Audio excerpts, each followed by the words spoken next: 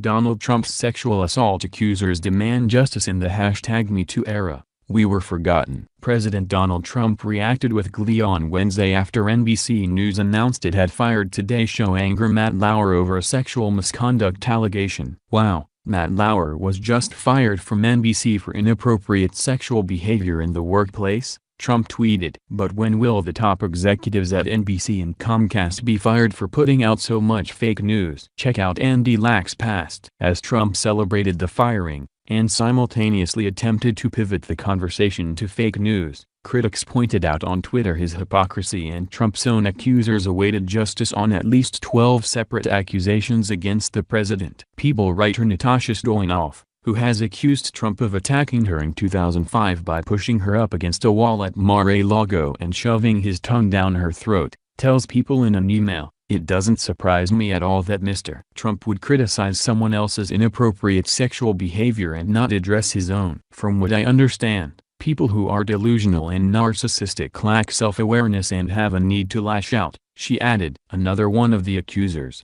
Melinda McGillivray, 38, tells People of Trump's response to Lauer's ousting, "Donald is a complete hypocrite. He has the audacity to talk smack about other people when he's the culprit himself." McGillivray, 38, a Florida resident, previously told People that Trump gave her rear end a grab while she was helping a photographer friend at an event at Mar-a-Lago in 2003. During this last year, as the recent accusations of sexual misconduct against a long list of powerful men in Hollywood and other industries have been widely believed, and led to resignations, loss of careers and other fallout, some of the women who accused Trump of sexual harassment or assault during his 2016 campaign wonder when the president might finally pay a price for what he allegedly did to them. "I feel like we were forgotten about and there was no justice, but I do feel he will have his day in court," McGillivray said. Meanwhile, on Twitter Wednesday, outcry mounted over how Trump has, so far, seemed immune to the allegations against him, all of which he has denied. Jessica Leeds, 75, who alleges Trump tried to kiss her, fondle her breasts and put his hand up her skirt while on a flight to New York in the early 1980s, told People recently, "Things just seem to fall off of Trump. I'm extremely disappointed." The women's harrowing stories are backed up in most cases by co-workers, friends or family members. And then there is Trump's own words. In early October of last year came the infamous video showing Trump boasting to Billy Bush in 2005 of sexually assaulting women, that because he's a star he can grab them by the pussy. Days later, Trump denied he ever did those things during the second presidential debate and dismissed the comments as locker room talk.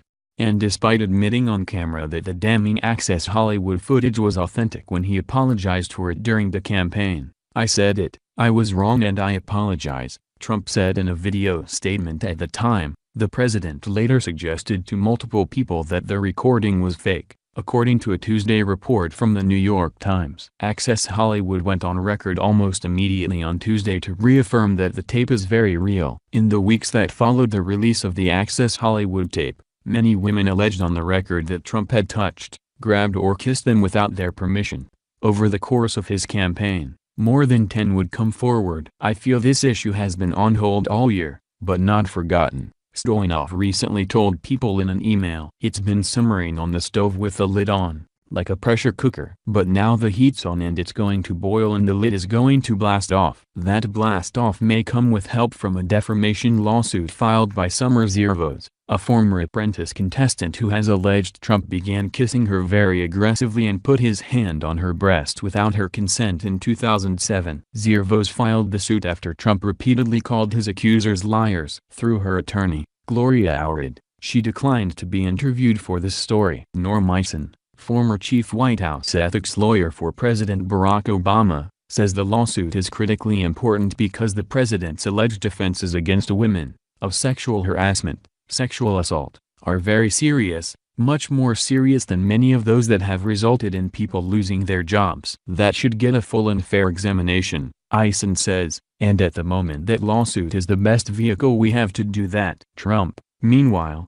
has called the ongoing legal case against him totally fake news. "It's just fake. It's fake. It's made up stuff. and it's disgraceful. In a statement to People, his attorney Mark Cassatt says the lawsuit is based on allegations of events that never occurred. Trump himself has also denied all allegations against him, tweeting last year that the accusations are 100% fabricated and made-up charges.